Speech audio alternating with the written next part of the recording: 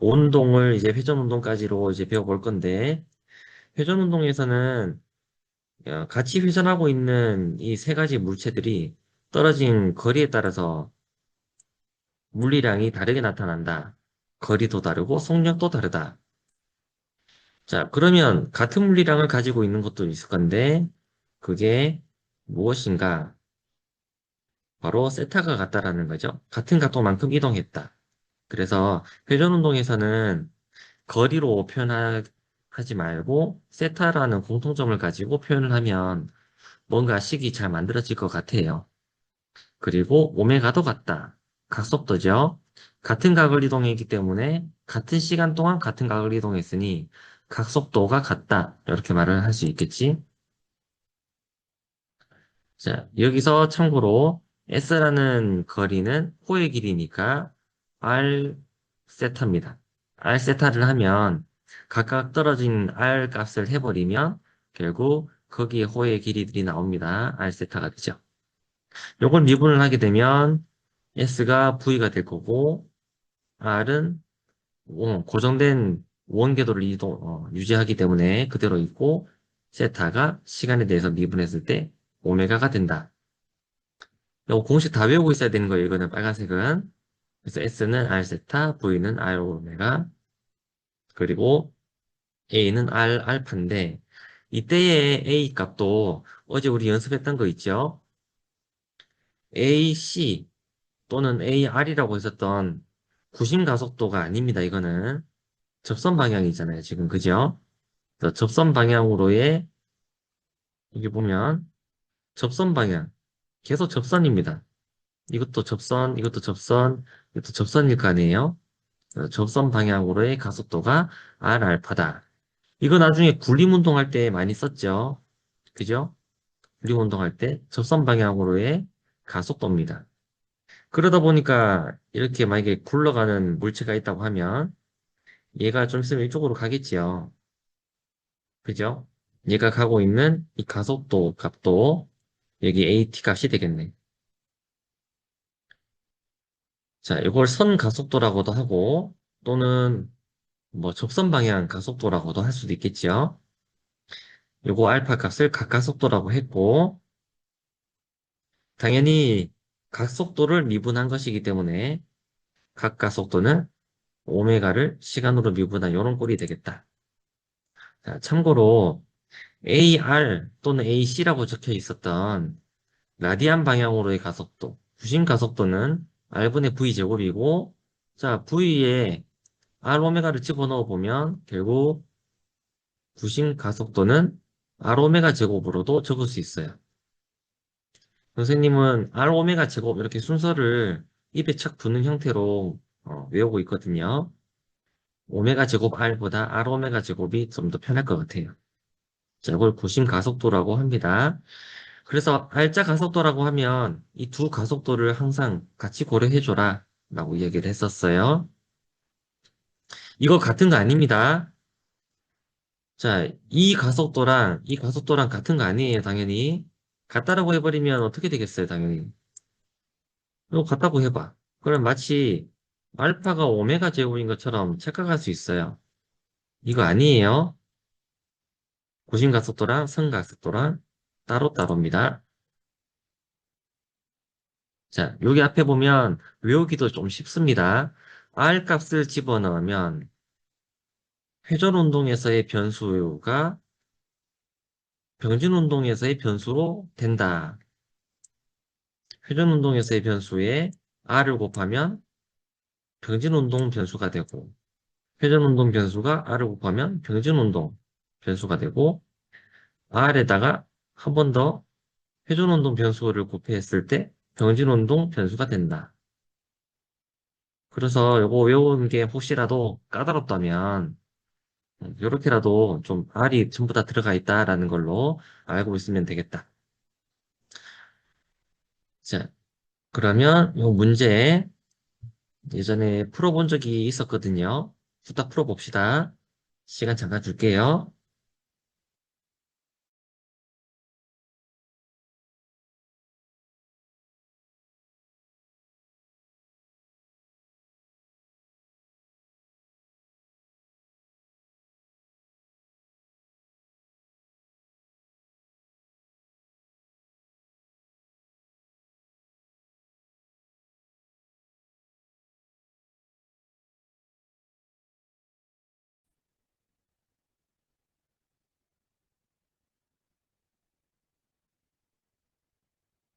자, 먼저, 그, 이거, 어떻게 보면 등가속도 직선운동처럼 해도 된다라고 말을 했죠. 등가가속도 회전운동이라고 말을 붙여도 되겠다. 자, 여기에다가, 예를 들어서, V제곱이 VO 제곱, V제곱 빼기 VO제곱이 2AS였단 말이야. 그지? 여기에서 R제곱을 전부 다 나눴다고 생각해봐요. R제곱을 전부 다 나눈다고 생각하면 이렇게 됩니다. 자, 그렇기 때문에 이 공식 그냥 쓰면 된다 이야기를 했었던 거 집어넣으면 됩니다. 나중에 멈췄으니까 0이 됐고 처음 각속도 나와 있고 알파는 모르지만 세타는 나와 있어요. 20바퀴 회전했다. 그래서 알파 값이 나오죠. 정지할 때까지 걸린 시간은 네, 그래서 알파 값이 나왔기 때문에 시간이랑 관계된 식을 1번 공식을 쓰면 t가 나옵니다. 됐죠? 자, 요거 두 개 공식을 우리 등가속도 직선운동 공식처럼 등가가속도일 때도 회전운동의 공식으로 바로 써도 된다. 자, 회전운동과 관성 모멘트 알아보도록 할게요. 회전운동을 할 때 운동 에너지들이 있는데 얘들이 제각각 운동을 하고 있어요. 그러다 보면 이 개의 전체 운동 에너지를 합쳐라 라고 하면 이렇게 쭉 다 더하면 될 거 아니야? 근데 우리가 배웠던 거 있죠?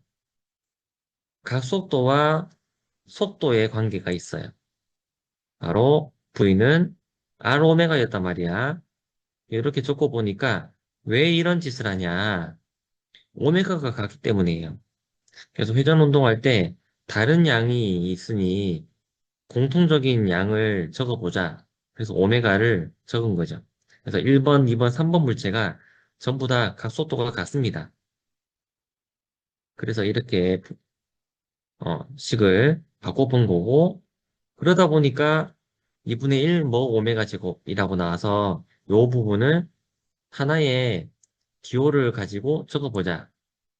이걸 우리가 관성 모멘트라고 하는 거죠. 적고 보니까 질량과 그리고 축에서부터 떨어진 거리의 제곱, 이 양들이 회전 운동을 할 때의 어떤 물리량이 되는데 이걸 우리는 관성 모멘트다라고 정의를 하자라는 거지요. 자, 질량 분포에 의해서 영향을 받는 이유는 어떤 질량이 있다 해도 그게 얼만큼 축에서 떨어져 있는가, 이 R 값이 영향을 주기 때문에 결국 질량 분포에 의해서 결정되는 것이 I입니다. 식에서도 알 수 있듯이 M이 커지면은 관성 모멘트가 크죠. 오메가가 아니야. R 값이 커져도 I 값이 같이 커집니다. 자, 관성 값입니다. 어떻게 보면 우리가 배웠었던 F는 MA에서의 이 M이 관성의 역할을 했지요. 왜냐면 M이 클수록 같은 힘에 대해서 A는 작아질 것이잖아. 그 말은 관성을 더 유지한다는 뜻이죠. 자, 이런 것처럼 우리 뒤에 부분에 배울 이 토크도 역시 똑같은 걸로 적게 되는데 F 대신에 회전에 대한 힘, 토크, M 대신 I, A 대신 알파 이렇게도 식을 적을 수 있다 했는데 이 관성 모멘트 의미도 똑같아요. 그래서 I가 커지면 커질수록 알파는 작아집니다. 당연히 토크가 같다라면요. 자, 여기서도 알 수 있듯이 이 I 값이 결국 회전의 각속도를 잘 변화시키지 않는다는 뜻이죠. 그래서 I 값이 커지면 알파가 작다라는 말은 각속도를 잘 유지하려는 경향성이 있다. 그래서 회전에 대한 관성값이다 라고 하는 거고 이걸 이름을 회전관성이라고도 부르는 거예요. 자, 그래서 변진운동과 회전운동을 비교를 하라라고 했을 때 이제 빙글빙글 돌고 있는 이 물체가 그 운동 에너지가 있잖아요. 만약에 얘가 제자리에서 돌고 있어요. 어떤 이 통째로 움직이고 있는 이렇게 질량 중심이 어떤 속도를 가지고 있는 게 아닌데도 불구하고 제자리에서 만약에 돌고 있다고 쳐봐요. 제자리에서 돌고 있는데 각각의 입자들이 운동 에너지를 가지고 있잖아. 그죠? 만약에 질량 중심의 속도가 0일 때도 얘들은 각각이 전부 다 운동 에너지들을 가지고 있습니다. 그렇기 때문에 회전하는 것만으로도 운동 에너지가 있는 요 값도 이제는 원래의 병진 운동에 대한 운동 에너지와 함께 얘를 더해줘야지 총 운동 에너지가 된다라는 뜻입니다. 자, 참고로, 요거 같은 거리 떨어져 있는 분포도가 이렇게 있을 때 얘들이 축을 향해 이렇게 쭉 늘려진다 해도 똑같은 관성 모멘트를 가지게 된다라고 이야기를 했었어요. 자, 그 이유는 뭐 한번 생각해 볼까요? 예를 들어서 이렇게 질량이 M인 애가 있는데 M인 애가 있고 얘 관성 모멘트가 I라고 합시다. 그러면 층이 하나 더 생기는 거죠. 자, 이렇게 돼버리면 이제 어떻게 되겠어요? 2M에다가 그지? 2M이 될 텐데 자, 그런데 두 개가 되면서 계속 질량을 유지를 해볼까? 두 개가 되면서 질량을 유지를 해볼까? 아니다. 그냥 똑같이 해볼까? 잠깐만. 요거를, 어떻게 이야기해 보냐면, 어, 자, 각각의 질량이 2분의 1 값이 되면서, 2분의 1 값이 되면서, 총 질량은 계속 M을 유지를 해봅시다. 유지를 해봐요. 그러면, 관성 모멘트 값은 위에 있는 관성 모멘트와 밑에 있는 관성 모멘트의 합일 거잖아. 자, 위에 있는 거 아까 전에 그 관성 모멘트가 i라고 했는데, 만약에 질량이 2분의 1로 줄어들면 당연히 2분의 1 i가 될 거잖아요. 밑에 있는 것도 2분의 1 i가 될 거잖아.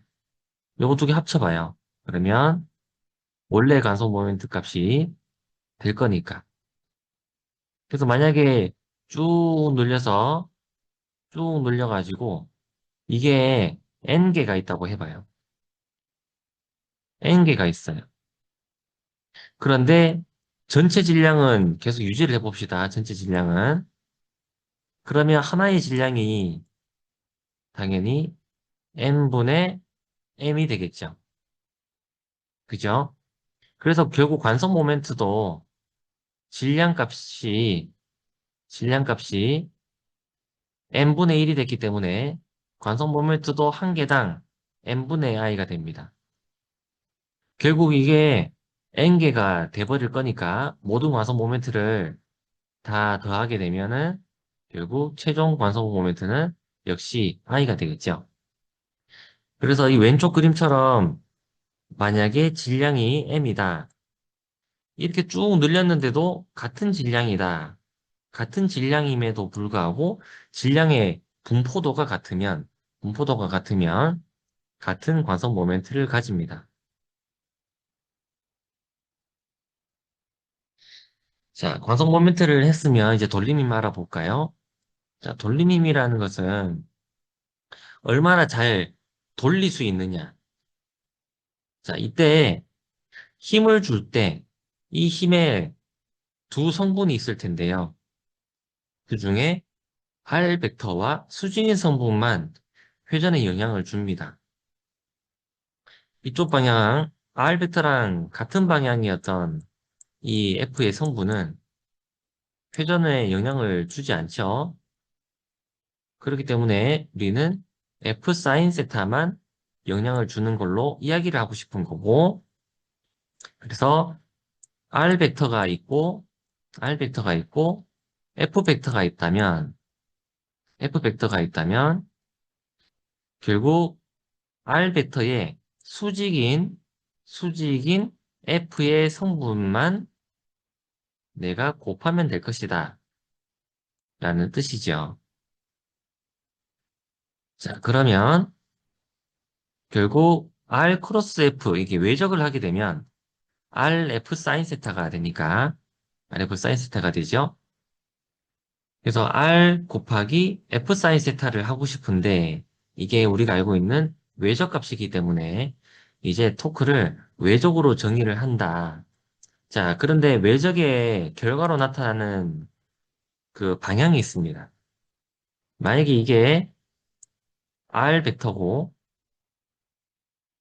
이게 F 벡터예요. 만약에 수직이라고 치자. 좀 쉽게 하기 위해서 수직이다. 그러면 여기에 의해서 나타나는 R 크로스 F 값이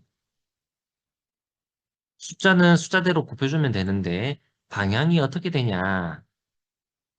자, 이거 벡터에 외적하면서 배웠었죠? 오른손으로 R 크로스 F 이렇게 하면 된다 말이에요. R 해놓고 크로스 F 이렇게 하면 그럼 나머지 엄지손가락 방향이 자, 엄지손가락 방향이 결국 새로운 벡터 방향이 된다. 자, 이게 바로 토크의 방향이다. 이 토크 벡터는 R 벡터랑 또 수직이고 그리고 F 벡터랑 또 수직입니다. F 방향의 벡터랑 또 수직이에요. 이게 외적의 정의였었죠. 그래서 두 벡터와 수직인 벡터가 만들어지는 것이 바로 외적이었어요. 자, 그러면 그 타워라는 토크가 나왔는데, 그 왼쪽 문 그림에서도 알 수 있습니다. R 크로스 F 한번 잡아봐요. 그러면 R 크로스 F 잡으면 결국 토크 방향이 위쪽 방향인 것을 알 수 있어요. 위쪽 방향이 토크입니다. 자, 그렇다고 해서 위쪽 방향으로 실제 힘이 작용하는 게 아니에요. 자, 토크가 이쪽으로 작용한다라는 것은 이쪽 방향으로 회전시키는 중이라는 뜻입니다.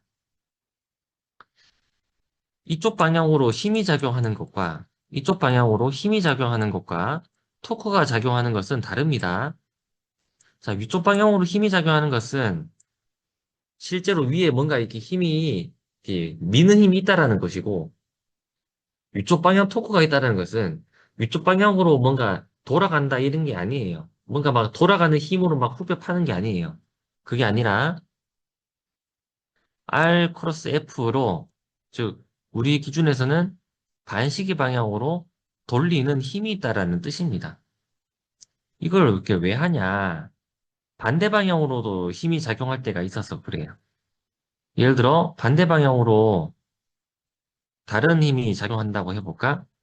예를 들어 F 프라임이 작용한다고 해볼까? 그럼 R 크로스 F 하면 뒤집어지잖아요? 그럼 반대 방향으로의 토크가 이제 생겨나가겠다. 그지? 자, 토크가 또 벡터잖아요. 그래서 처음 토크와 나중 토크를 합칠 수가 있는 거죠. 그래서 요거 토크와 그리고 반대쪽 토크를 합칠 수가 있습니다. 이게 결국 전체 토크가 되는 거죠. 자, 요렇게 적어야겠다. 자, 전체 토크라는 것은, 토크의 합이라는 것은, 즉, 한마디로 알짜 토크라는 것은 작용하는 모든 토크들의 합이다. 당연히 여기서는 하나를 플러스로 잡았다면 하나는 마이너스가 되겠다. 그지? 그래서 하나의 방향을 플러스로 잡는다면 나머지 반대 방향은 마이너스 토크가 될 것이고, 그래서 결국 알짜 토크가 나온다라는 거지. 힘이 두 개가 작용했어요. F가 작용했고 F 프라임이 작용했어요.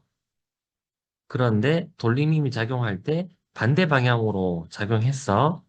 또는 세 번째 힘이 작용해서 같은 방향이 또 나타날 수는 있지. 어쨌든 알짜 토크가 계산이 된다라는 거지. 한쪽 방향을 플러스 방향으로 잡았을 때 반대 방향을 마이너스로 잡게 돼서 알자 토크를 계산할 수 있다. 이거 왜 하냐? 이게 결국 I 알파를 할 거기 때문에. F는 MA랑 똑같습니다. F는 MA 할 때도 우리가 알자 힘을 구했어야 되는 이유는 가속도를 알기 위해서였잖아요. 그래서 작용하는 모든 힘을 다 더했단 말이야. 자, 그런 것처럼 작용하는 모든 토크를 더해서 알자 요 각각속도를 알기 위해서입니다. 각각속도를 알기 위해 작용하는 토크를 전부 다 합쳐야 되는데 이 토크의 방향을 뭐 시계 방향이다, 반시계 방향이다 이렇게 말하기가 좀 그렇잖아요. 그래서 시계 방향, 예를 들어서 시계 방향 빼기 뭐 반시계 방향 뭐 이렇게 말을 해야 되는데 이렇게 하지 말고 그냥 한쪽 방향을 플러스 방향으로 해버리면 이게 반시계 방향이고 이게 시계 방향이고 뭐 이런 식으로 해버리면 굳이 이렇게 글자를 적지 않아도 돼요. 그래서 토크의 한쪽 방향을 플러스로 하면 다양한 토크들이 작용했을 때에 알차 토크를 구할 수가 있다라는 겁니다. 자, 각운동량 보존 법칙도 배웠었어요. 각운동량 보존 법칙 한번 볼까요? 각 운동량을 이렇게 정의를 합니다. 자, 여기 떨어진 거리가 R이고 R 벡터는 축에서부터 떨어지는 방향으로의 벡터입니다. 이게 R 벡터의 방향이에요. 자, 운동량, 원래 우리가 알고 있었던 운동량은 접선 방향으로 움직이고 있었기 때문에 이렇게 하면 되고. 자, R 크로스 P로 운동량, 각 운동량을 정의를 하게 되면 P 값이 MV잖아요. 그러면 R 크로스 V가 되네. R 크로스 V를 하면 방향이 역시 외적 결과로 R 크로스 V를 하게 되면 여기가 직각이었는데 요것에 또 수직인 벡터가 바로 각 운동량 벡터 L 벡터입니다. 그래서 이 L 벡터는 R 벡터에도 수직이고 V 벡터에도 수직인 또 다른 벡터의 방향이 바로 각 운동량 방향이에요. 자, 각 운동량 또 방향성을 이렇게 따지고 있으면 나중에 반대 방향 각 운동량이 등장을 할 때, 네, 그 반대 방향 각 운동량이 등장을 할 때, 각 운동량의 변화를 또 수치로 적을 수가 있어요. 그래서 한쪽 방향을 플러스로 했다면 반대 방향 마이너스로 해서 각 운동량이 얼마나 변했느냐 그런 이야기를 연결해서 할 수 있죠. 자, V 값은 R 오메가예요. R 오메가.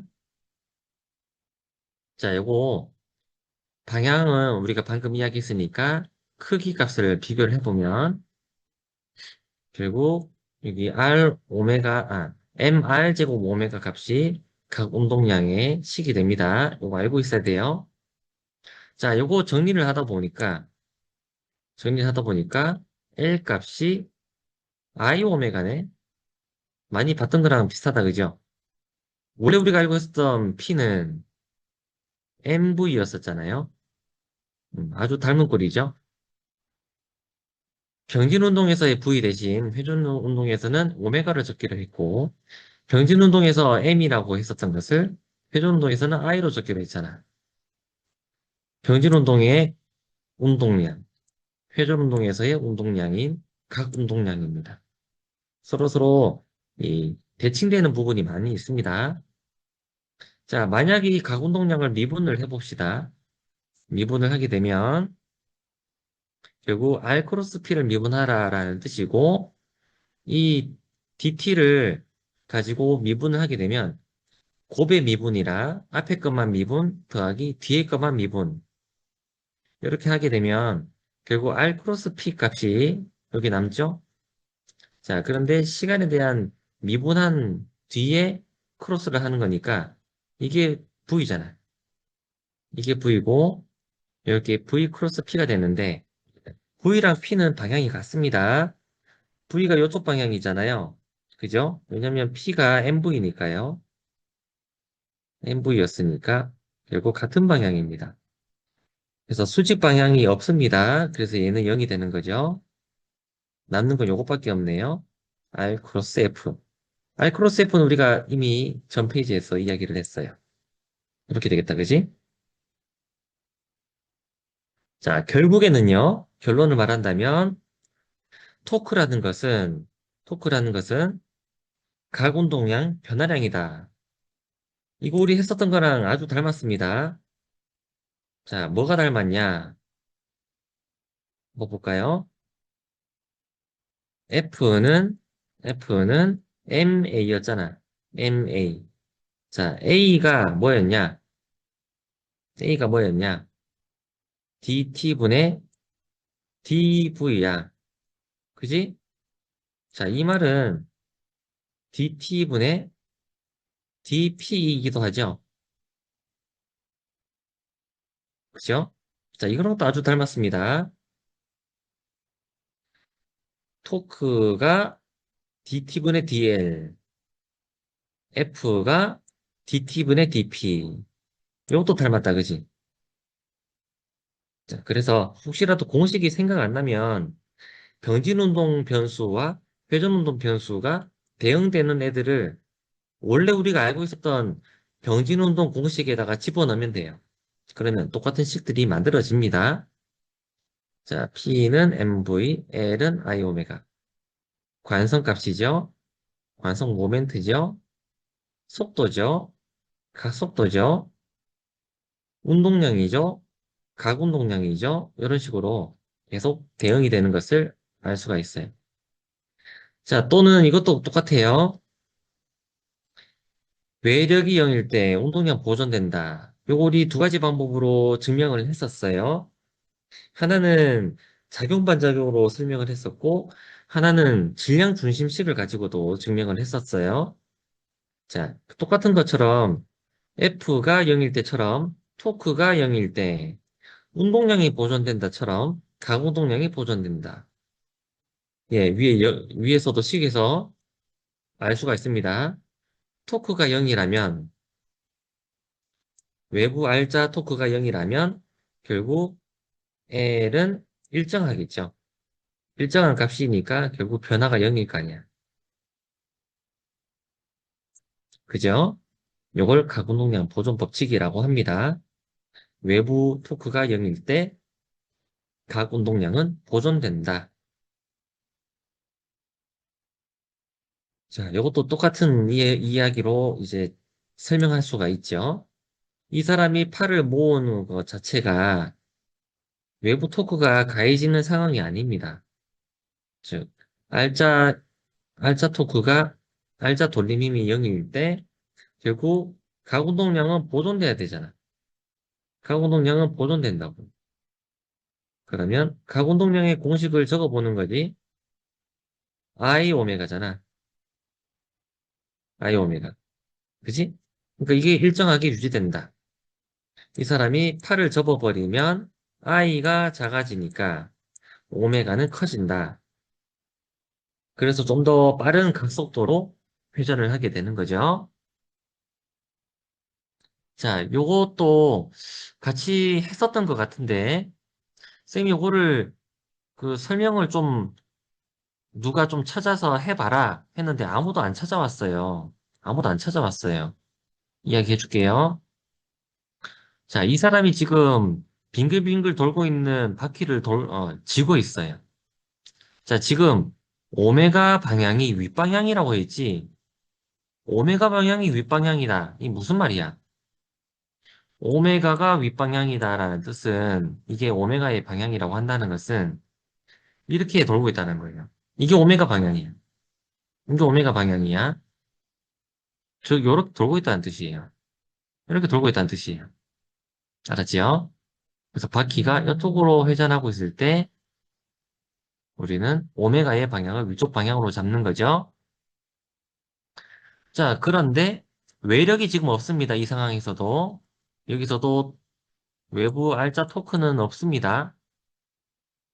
그러면 당연히 각 운동량이 보존돼야 되겠지요. 그죠?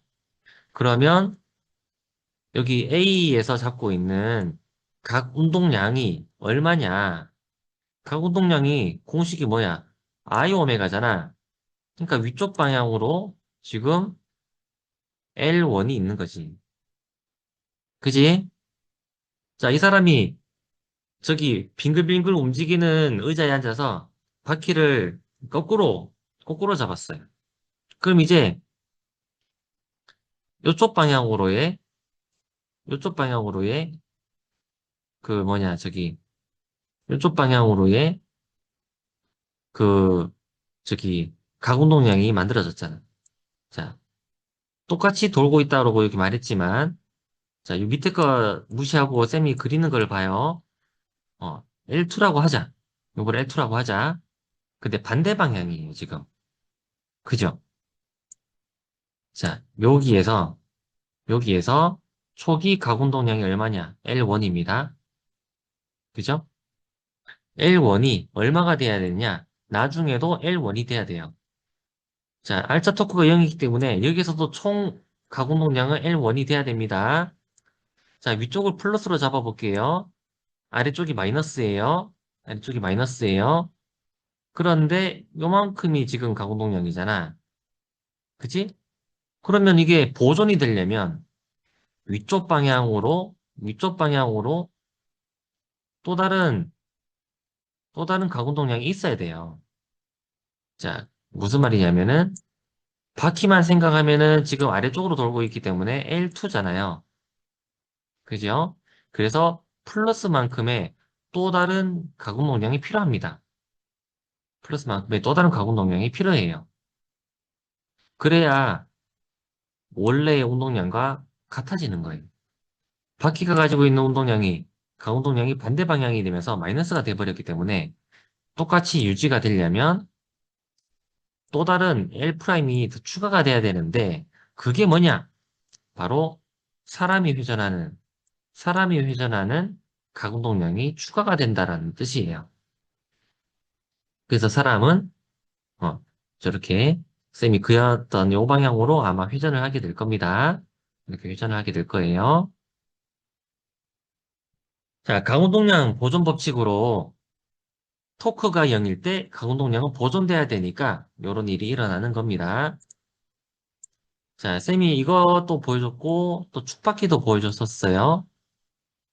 축바퀴가 회전을 할 때 이렇게 회전을 하고 있을 때 질량 중심이 여기 있는데도 불구하고 내려오지 않고 내려오지 않고 이렇게 계속 이 각도를 유지를 하고 돌아가더라라는 거지. 그리고 각도 유지하는 것도 신기하기도 한데 촉바퀴가 막 회전을 해요. 이런 것도 쌤이 시험 문제를 내면서 여러분한테 설명을 했었어요. 생각난 김에 그 시험 문제 한 번만 다시 들여다볼까? 잠깐만 기다려봐봐. 오늘 안 가져왔었는데 지금 바로 보여줄게. 자, 다시 한번 볼게요. 그 문제를. 이거 저기 너네 너무 많이 틀렸어갖고 쌤이 또 놀랬었던 기억이 나네요.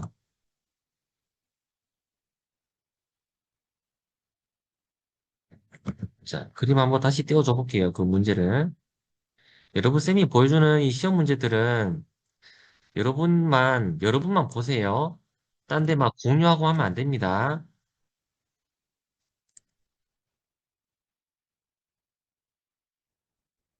자, 그러면 이 문제 한번 풀어볼까요?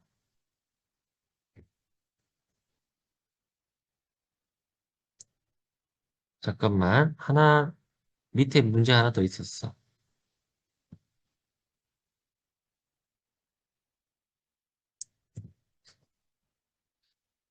쌤이 이쪽 부분 설명하면서 요런 부분 더 찾아서 좀 공부해보고 찾게 된 사람은 쌤한테 자료 갖고 와서 발표해봐 했거든요. 아무도 안 갖고 오더라고. 그래서 이거 더 해봐 했는 거, 그 말 듣고 더 실제로 했던 사람들 좀 맞춰라고 이거 시험 문제 냈었어요. 자, 한번 풀어봅시다. 그때 쌤이 설명을 해주긴 했습니다. 시험 끝나고. 한번 풀어봐요. 자, 시간 좀 주겠습니다.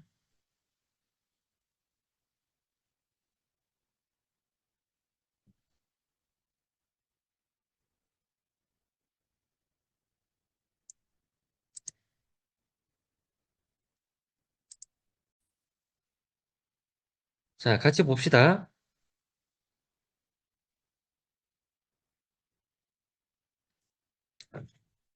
자, 정답을 쌤 여기에다가 넣어줄게요. 그 다음에 설명을 해봅시다.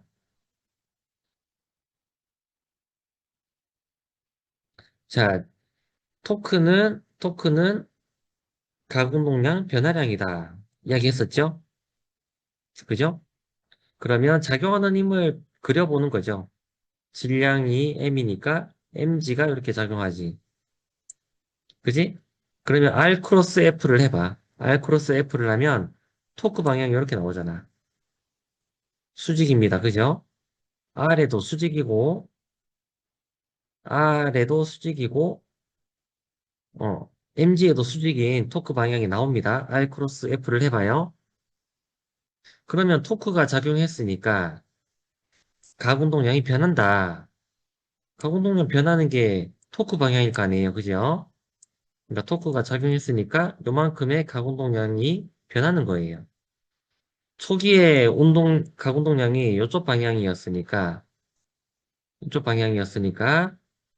이쪽 방향으로 가운동량이 변한다면 그럼 나중 가운동량은 이렇게 되겠죠. 이쪽에 가운동량이 나중 가운동량이 되는 거예요.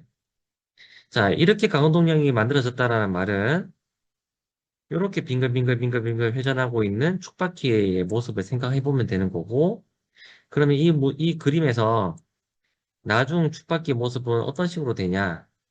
조금 더 면이 우리 쪽으로 보일 거예요.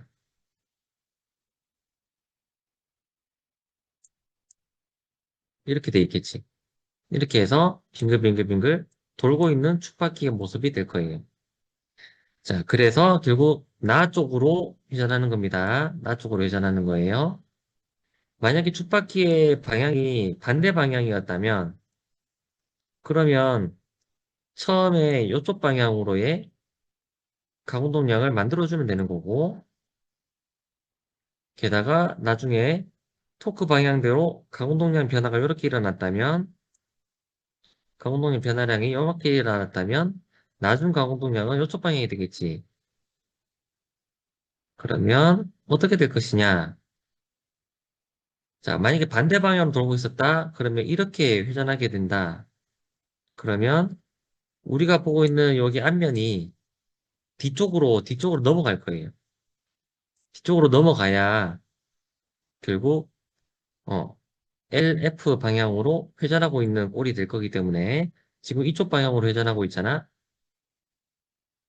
이게 나중에 이렇게 회전을 하게 된다. 이 말이니까 어떻게 회전하려면 결국 A면이 우리 쪽에서 안 보이도록 뒤쪽으로 넘어가면서 회전하고 있는 모습이 될 거야. 그때는 이제 당연히 가 방향으로 이 축바퀴가 회전을 하겠죠. 자, 이거 보니까 원리와 함께 밝히시오 했고 추가로 그림을 그려라고 했지요. 그래서 이런 그림들을 그려라. mg 그리고 타우 그리고 기호를 이용해서 물리 개념과 식을 통해서 설명한 겁니다. 그래서 여기 식이 있고 여기 식 하나 있고 여기도 식 하나 있죠. 이런 식으로 식을 통해서 개념을 가지고 이야기를 하라라는 문제였습니다. 자, 8-2번은 달에서 이런 실험을 한대요. 달에서. 그러면은 여기 보면 mg가 작겠지요. 그죠? mg가 작아지면 당연히 값도 작아지겠네. 토크도 작아질 거예요. 토크가 작아진다는 말은 토크가 작아진다는 말은 dt분의 dl 값이 작다라는 말이고, 그죠? 이게 작다라는 말이고, 그러면 같은 시간 동안 가공동량이 잘 변하지 않는다는 말이지. 천천히 돈다는 말이야, 천천히 돈다는 말. 그래서 결국 주기는 커지게 될 겁니다. 주기는 커지게 될 거예요. 그래서 더 천천히 움직인다. 이런 식으로 말을 하면 됩니다. 이것도 이제 보면 문제에서 요구하는 게 수식과 함께 서술하시오를 했잖아요. 이런 식으로 수식을 가지고 서술을 어, 겸해서 말하면 되겠다. 자, 요거 다음이 뭔지 잠깐 볼게요. 혹시라도 문제 낼게 있는지 한번 보고. 자, 문제를 좀 풀이를 하고 쉬는 시간을 줘야겠다.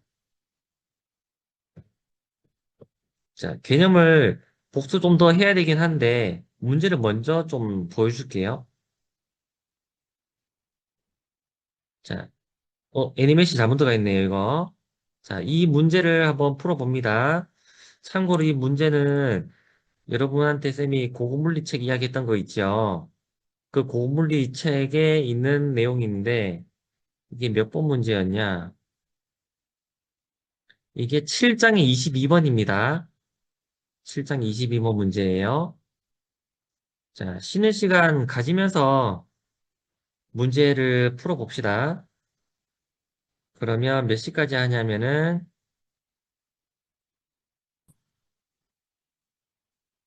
자, 이런 것처럼 뭔가 이렇게 다른 새로운 질량이 마치 2분의 1 mv 제곱으로 2분의 1 mv 제곱꼴로 가는 것처럼 보이는데, 이런 것들도 유효 질량이라고 합니다. 참고로, effective, 유효 질량이라고 합니다. 회전 운동과 병준 운동을 한꺼번에 2분의 1 mv 제곱꼴로 나타내는 어떤 질량 값이 있다라면 그 질량을 effective 질량이라고 합니다. 유효 질량이라고 하는 거죠. 자, 근데 이 C값이요. C값이 질량이 회전 쪽에서 멀리 멀리 분포하면 C값이 크잖아요. 그러다 보니까 질량 분포에 따라서 같은 에너지에서 출발했던 것이 나중에 운동 에너지로 이렇게 진행을 하게 되면, 자, 예를 들어, 똑같은 곳에서 떨어졌어요. mgh가 있었는데, 나중 에너지는 운동 에너지가 됐을 거 아니야. 근데 그 운동 에너지가 결국 이 C의 함수라고. 그래서 C가 크면 클수록 속도는 작아져야 되겠죠. 왜냐면 초기 가지고 있었던 역학적 에너지는 일정했으니까. 자, 여기에 대한 그림을 다음 페이지에서 볼 수가 있죠. 이런 이야기. 누가 제일 빨리 도달했을까? 이렇게 말할 때, 자, 참고로 아까 식에서 봤었던 것처럼, 자, 이렇게 나왔단 말이야. C가 작아야 빠릅니다. C가 작다라는 말. 그러면, 이 반지름은 영향을 안 줘요. 반지름 값이 결국 서로 상쇄가 될 거기 때문에, 반지름이 큰 애랑 작은 애는 영향 안 받아요. 알았지요? 영향 안 받아요. 그래서 C 값에 의해서 결정된다. 라는 겁니다. 자, 그러면 이렇게도 생각할 수 있겠다. 작은 고리가 여기 하나 있고 좀 큰 고리가 있다고 해볼까? 큰 고리. 이 큰 고리가 있어요. 작은 고리와 큰 고리가 질량이 같아. 질량이 같아. 이 두 개만 생각해 볼까? 관성 모멘트 값이, 관성 모멘트 값이 고리 같은 경우는 mr 제곱이죠. mr 제곱이야. mr 제곱이야. 자, 이때 이 r 값이 결국 mr 제곱이라고 해서 똑같이 나왔는데 관성 모멘트의 값이 얘는 좀 다르긴 합니다. 자, 요거 보면 잠깐만 C 값이 mr 제곱 잠깐만 mr 제곱 mr 제곱 자, 여기는 만약에 라지 r이라고 하고 요걸 2r이라고 할까요? 자, 그러면 관성 모멘트가 얘가 더 크다 이렇게 생각하잖아. 그지? 자, 관성 모멘트 값을 우리가 어떻게 했냐면 CMR 제곱 이렇게 했단 말이야. CMR 제곱 이런 걸로 했단 말이야. 그지? 그러면은 얘는 관성 모멘트가 MR 제곱이고 그리고 얘는 관성 모멘트가 반지름이 저렇게 됐으니까 I가 4MR 제곱이야. 4MR 제곱이야. 잠깐만. 그러면 요거 어떻게 되지? 잠깐만 좀 생각해보자. 4MR 제곱, 4MR 제곱, 4MR 제곱, 4MR 제곱, 4MR 제곱, 4MR 제곱. 실lem부로.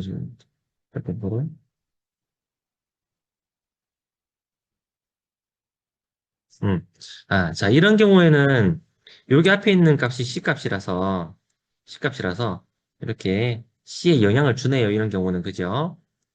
그래서 이게 좀 더 관성 모멘트가 큰 애가 한마디로 C가 더 큰 애가 더 늦게 떨어질 거예요. 내려올 거예요. 그래서 굴러내리게 하는 이 관성값이 크기 때문에 얘는 회전을 잘 안 하게 되니까 이런 일이 생기는 거죠. 자, 여기 보면 이렇게 했었고 잠깐만. 여기 반지름 값이 좀 다르다면 달라지겠는데 그러면? 관성 모멘트의 이 R값이 달라져 버리면 관성 모멘트의 이 R값이 달라져 버리면 잠깐만. R제곱. 잠깐만. 상관없겠다, 얘들아. 상관없겠다. 여기 밑에도 바뀌니까. 자, 다시 볼게요. 자, 반지름이 2배 차이 나는 고리가 있다고 했는데, 고리에 대해서는 관성 모멘트의 공식이 이렇게 되잖아. C값이 1이야. 그지? C값이 1인 애는, 여기 C에 1을 집어넣으면 됩니다. 그러면은 반지름이 크든 작든 C값이 1이기 때문에 같은 속도로 내려오게 돼요. 같은 속도로 내려오게 돼요. 자, 왜냐면은 여기에 만약에 R 값에 그 2R이 된다면 여기도 2R이 될 거기 때문에 결국 서로 상쇄돼서 없어집니다. 요 C 값이 결국 4가 됐었잖아요. 4. 근데 여기에도 2R이 들어가 버리면 결국 제곱해서 4, 4가 나눠지면서 결국 똑같아져요. 그래서 여기 지금 그 도형들이 있는데 질량 분포도에 의한 이 C값만이 영향을 준다라는 거죠. 그래서 고리 같은 경우는 C값이 1이었잖아. 그리고 R값이 뭐 어떻게 뭐 달라져도 됩니다만은 R값은 영향을 안 줍니다. 그리고 원기둥 같은 경우는 2분의 1 값이야, C값이. C값이 2분의 1이야. 반지름이 작아졌죠? 여기 있는 고리보다 반지름이 작아졌어요. 작아진다 해도 결국 질량 분포도에 의한 그 C값만이 영향을 준다라는 거죠. 반지름이 달라진다 해도 결국 여기에서 나타나는 이 R 부분 때문에 결국 서로 상쇄가 돼서 없어질 거라서 그래요. 자, 그래서 여기 그림에서 반지름이 좀 제각각인 것도 아무 상관이 없습니다.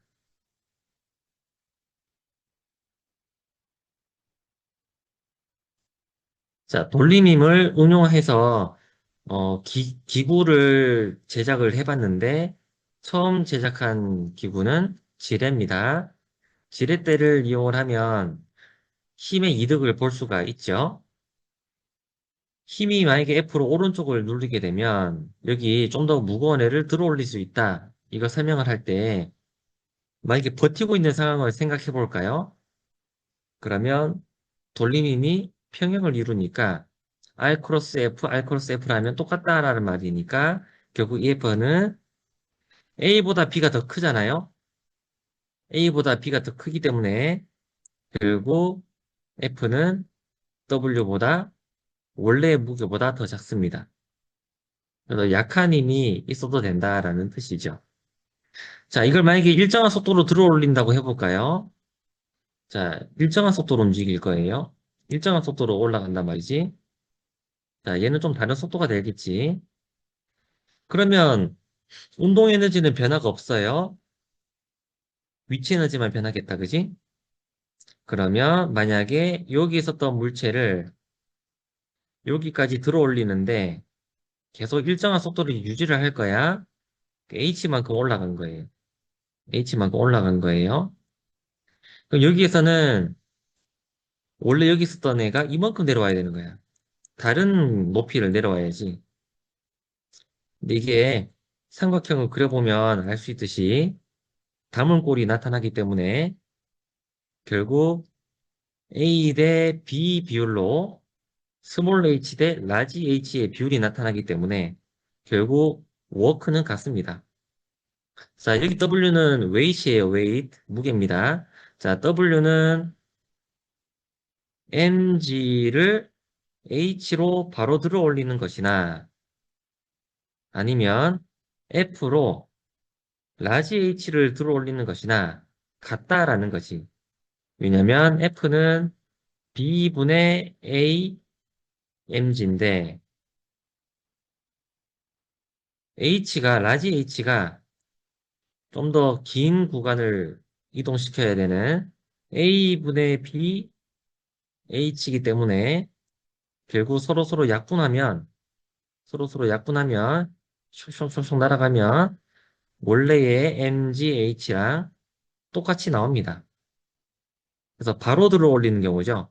바로 이 물체를 중력에 대해서 일을 하면서 mg로 h만큼 들어 올리는 거나 기구를 이용해서 힘의 이득을 받지만 더 많이 이동시켜야 되는 것 때문에 결국 이 두 힘이 한 일이 같습니다. 그래서 힘의 이득은 있어도 일에는 이득이 없다라는 말을 쓰는 거죠. 자, 지뢰 말고도 또 다른 기구를 이용해서도 힘의 이득을 볼 수가 있죠. 자, 운치도로를 한번 볼까요? 자, 아래쪽으로 어떤 웨이트 있습니다. 무기가 있어요. 요걸 운치도로래로 지탱을 하고 있으면 가만히 들고 있는 것만 생각해도 당연히 이런 관계가 만들어지겠지. 이것도 역시 힘의 이득은 있어도 일의 이득이 없다라고 말하는 거고. 자, 그러면 일의 이득이 없는 것도 쌤이 저번에 설명을 했습니다. 수업하면서. 그죠? 그림을 하나 그려준 적이 있었어요. 그림을 하나 그려준 적이 있었어요. 이건 왜 길이가 2배인가요? 여기서 여기까지의 길이를 L이라고 하면 실이 결국 여기도 실이 있잖아요. 2L이잖아요. 그죠? 그래서 물체가 여기서 여기까지 L만큼 이동하는 동안에 끌어당긴 실, 끌어당긴 실은 여기 빨간색 부분이 없어진 실이 되잖아. 이쪽으로 말려 올라갔겠지, 그지? 그래서 2L만큼이 결국 이동시키는 거기 때문에 힘은 절반이지만 이동해야 되는 것은 2배라서 결국 일에는 이득이 없다라는 표현을 쓰는 거죠. 자, 이거 말고도 또 있어요. 뭐, 빗면 같은 경우도 그래요. 빗면도 이렇게 위로 이동시키게 되면 힘이 덜 듭니다. 처음에 빗면을 사용하지 않았을 때에 이걸 들어 올리는 힘이 mg였을 거고, 이 높이를 뭐, h라고 해볼까요? 자, 얘는 힘이 덜 듭니다. mg 사인 세타만큼으로 힘만 줘도 돼요. 그래도 일정한 속도로 이동시킬 수 있죠. 자, 여기 각도가 세타라고 한다면, 하지만 여기 이동시켜야 되는 거리가 있습니다.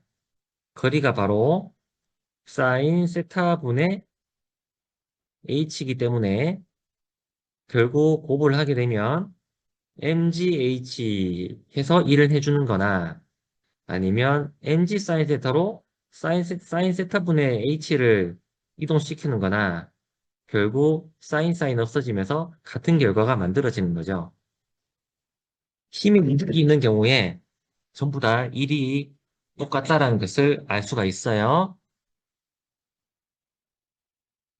자, 요요 같은 경우도 설명을 했었는데, 한번 볼까요? 자, 운동 방정식 볼까요? 장력이 T고, 아래쪽 중력이 mg로 작용하고 있는데, 요요의 크기는 라지 R인데, 요요 실에 감겨져 있는 힘 주는 부분은 축에서 R0입니다. 그러면, 운동 방정식을 통해서 아래쪽 mg, 위쪽 t, 그래서 아래쪽으로 가속을 합니다. 자, 요요를 가만히 놓고 있는 거예요. 가만히 놓은 요요가 아래쪽으로 굴러가면서 내려오는 걸 말하는 거예요. 아래쪽을 그래서 플러스로 한 거고, 토크가 작용하네요. mg는 토크가 0이죠. r 크로스 f인데 r이 0이니까요. 축에서부터 떨어진 거리가 0이니까. 자, 요거는 t 같은 경우는 이렇게 r 크로스 f를 하면 이게 토크가 된다, 그지? 자, I, 알파를 그대로 집어넣고, 자, 알파를 이렇게 처리한 이유는 아까 전에 이야기했는데, 굴림 운동이기 때문에 가능한 겁니다. 굴림 운동이기 때문에. 자, 굴러가는 게 어떻게 굴러가냐? 가속 운동을 하는데, 실제로 여기에 그 R0로 굴러가고 있죠. 여기가 만약에 바닥이라고 생각해봐요. 그럼 굴러가고 있는, 뭐 바닥을 통해서 굴러가고 있는 운동이 결국 R, 알파 해야 A가 나오잖아요. 그죠? 자, 결국 요걸 연립을 하면 가속도 값을 알 수가 있다. 가속도 값을 알 수 있습니다. T를 정리해서 집어넣으면 되니까요. 그러면 결국 A에 대한 식이 나옵니다. T도 나옵니다. 자, 이거 역학적 에너지 보존으로도 해볼까요? 자, 역학적 에너지 보존은 어떤 높이에 있을 때의 위치 에너지가 나중 운동 에너지가 됐다. 그런데 이 오메가가 V랑 관계가 있죠. 굴러가는 운동이니까. 자, 그래서 오메가 대신에 R0분의 V를 넣었어요. 이거 R분의 V 넣으면 안 돼요. 그죠? R0분의 V입니다. C를 따라 굴러가고 있기 때문에 그래요. 자, 그 다음에 H는 등가속도 직선 운동으로 내려가니까 가속도가 일정하니까 결국 등가속도 직선 운동 공식에 그, 그 공식을 썼네요. EAS는 V제곱 마이너스 VO제곱을 썼네요. 그래서 세 번째 공식 써서 이렇게 표현한 거고, 요거 정리하면은 이렇게 됩니다. 결국 가속도로 정리하면 똑같은 식이 나와요. 자, 물론 여기서는 장력을 구하려면 당연히 F는 MA도 써야 됩니다만은 가속도만 묻는다면 역학적 에너지 보존으로도 똑같이 알 수가 있습니다. 자, 굴러가는 원동력이 두 가지 경우가 있습니다. 하나는 잡아 끄는 거죠. 잡아 끄는 방법도 뭐 위치에 따라 다릅니다만은 여기 중간에 끌 수도 있고 위를 끌 수도 있고 뭐 다양합니다. 자, 이렇게 끌어당기게 되면은 반대 방향으로 정지마찰력이 작용하죠. 자, 정지마찰력이 작용해요. 운동방정식 써볼까요? 오른쪽 힘 빼기 왼쪽 힘 하면 오른쪽으로 가속된다. 그리고 여기에서 굴리는 효과에 영향을 주는 힘은 정지마찰력밖에 없죠. 그래서 R 크로스 F 하면 I 알파다. 그리고 굴러가고 있습니다. 굴림 운동하고 있어요. 가속도와 각가속도의 관계가 R을 통해서 이렇게 정리가 되지. 미끄러지지 않기 때문에. 자, 요거 정리를 해보면 A 값이 이렇게 나오는 것을 확인할 수 있어요. 당연히 그렇게 되겠죠? 볼까요? 요 알파 대신에 집어넣으면 요거는 I R분의 A가 될 것이고 그 다음에 FS를 대입을 해보면 FS 사라지면서 A에 대해서 정리가 되는데 A 값이 이렇게 되는 것을 알 수가 있어요. 그리고 만약에 구한다 하면 정지 마찰력도 구할 수는 있습니다. 우리가 그 자전거를 타고 가다 보면 페달을 밟다가 페달을 굴리는 걸 멈춰요. 그러면 자전거가 어떻게 됩니까? 자전거 멈추지요. 자, 그러다 보니까 우리가 오개념이 생길 수 있어요. 정지 마찰력이 작용해서 결국 멈춘다라는 거지. 멈춘다고 이렇게 착각할 수 있어요. 이거 아닙니다.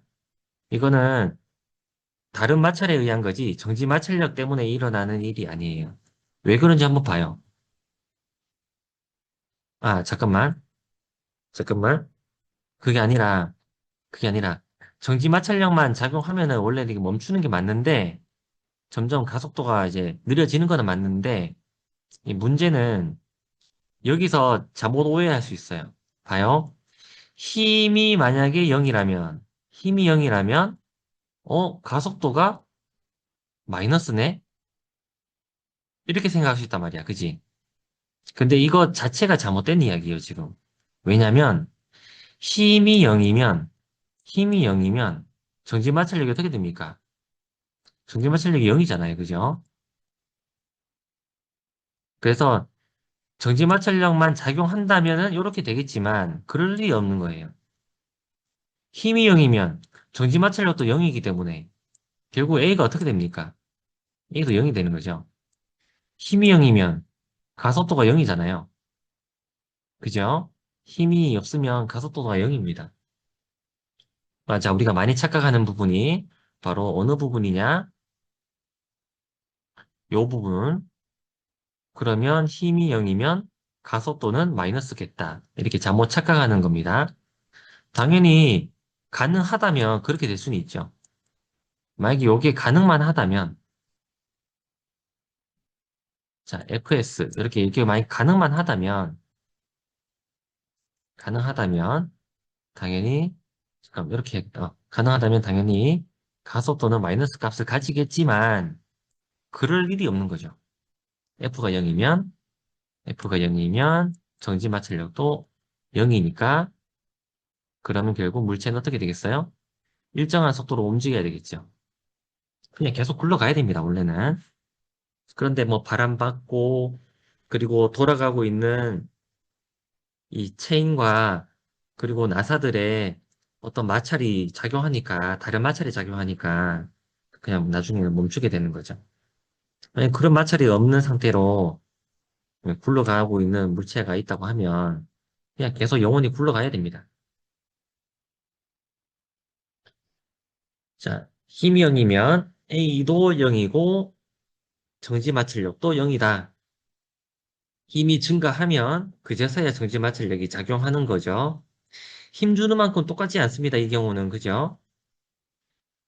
이렇게 면이 있는 물체를 힘을 끌게 되는데 만약에 움직이지 않아요. 그러면 이때는 당연히 정지 마찰력도 똑같은 크기를 해야 되지만 굴러가는 입장에서는 힘 주는 것보다 더 작은 정지 마찰력이 작용합니다.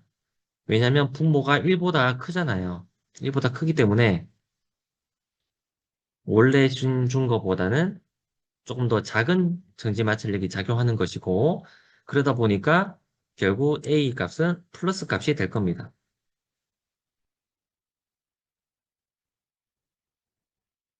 그러다가 자꾸 커져봐요, 힘이. 그러면 최대 정지 마찰력까지는 분리운동이 가능할 거야. 자, 돌린 힘으로 굴러갈 수도 있어요. 실제 이렇게 자전거를 탈 때든 자동차의 모터든 이런 식으로 축 자체에서 힘이 작용하는 거잖아요. 자, 이때는 어떻게 되냐? 여러분이 손바닥에 이렇게 손을 이렇게 굴리려고 하다 보면 어느 방향으로 정지마찰력이 작용하는지를 알 수가 있죠. 자, 작용하는 정진운동의 모든 힘이 이 FS밖에 없습니다. 먼저 토크와 반대 방향으로 작용하는 정지마찰력에 의한 토크가 있어서 I 알파가 만들어지는데 결국 알자 토크가 I 알파다.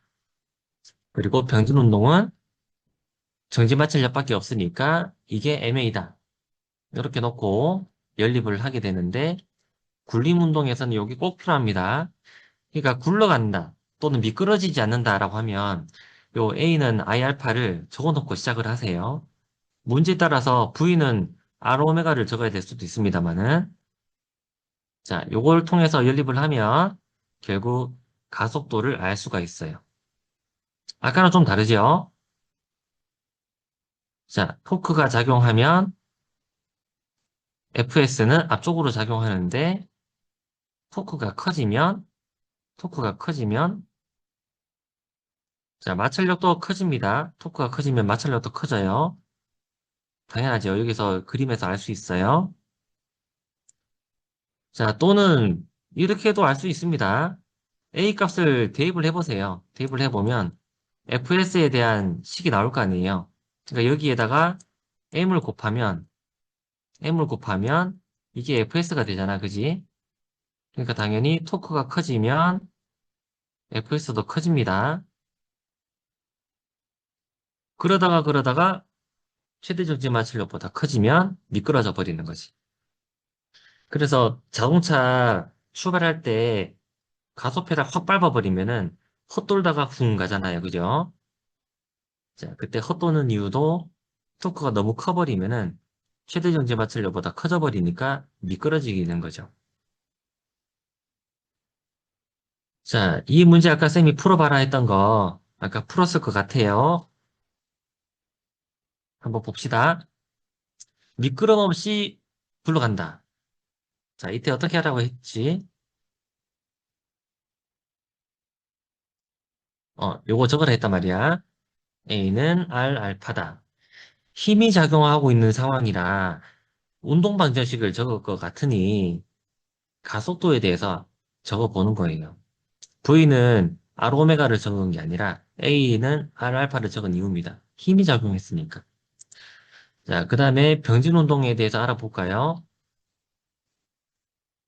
아, 여기서 그거를 쌤이 빼먹었는데 이렇게 굴리게 되면은 이쪽 반대 방향으로 힘이 마찰력이 작용합니다. 자, 이거 추가해 놓을게요. 자, 그러면 어느 방향으로 굴러갈 것인지 이쪽 방향으로 끌어가는데 반대 방향으로 굴러간다 했으니까 반대 방향을 플러스 방향으로 잡아보자. 그래서 이쪽 방향을 플러스 방향이라고 적고 그러면 요게 A가 플러스가 돼야 된다는 거예요. A가 플러스가 돼야 된다는 이 말이에요. A가 자, 병진 운동 방정식입니다. 그리고 회전 운동에 대한 운동 방정식이죠. 자, 토크는 R 크로스 F. 요걸 플러스 방향이라 잡으면 반대 방향은 마이너스의 방향으로 돌아가니까 R 크로스 F를 한 거죠. 자, 여기서 볼 거는 하나는 스몰 R이고 하나는 라지 R이에요. 어디 힘이 작용하는지를 보면 되죠. 이게 R자 토크입니다. 그래서 I 알파가 된 거고 I 값이 문제 나와 있어요. 4분의 1. 그리고 알파를 미끄럼 없는 굴림 운동이니까 이렇게 집어넣은 거예요. 자, 그러면 FS를 넣어보자. FS를 정리해서 여기에 집어넣어 볼까요? 그럼 이렇게 되겠네. 자, 여기 밑에 있는 식에다가 FS를 집어넣은 것 뿐입니다. 요거. 이게 FS예요. 집어넣고 전개를 하면 A 부분을 반대편으로 다 넘기고 보니까 이렇게 되고 그리고 A만 남겨놓으면 이렇게 되죠. 이게 결국 0보다 커야 된단 말이야. 오른쪽으로 가야 된단 말이지. 자, 이게 0보다 크려면 여기 안에 있는 괄호 안에 있는 게 0보다 커야 된다. 그지? 정리를 해보면 결국 코사인을 오른쪽으로 보내고 2분의 1보다 작다라고 하면 특수각이네요. 60도다. 그죠? 코사인 값이 60도보다 코사인 60도 값이 2분의 1인데 그 2분의 1보다 코사인이 작아야 돼. 코사인 한번 생각해 보세요. 그러면 60도보다 커야 되지요. 그죠? 코사인은, 코사인은 세타가 커지면 커질수록 작아질 거잖아. 그러니까 범위가 이렇게 60도보다 큰 각도로 나옵니다. 자, 이렇게 이 문제를 풀 수 있었고, 또 한 문제를 보여줄까요? 자, 이 문제는 어느 문제냐? 이 문제가,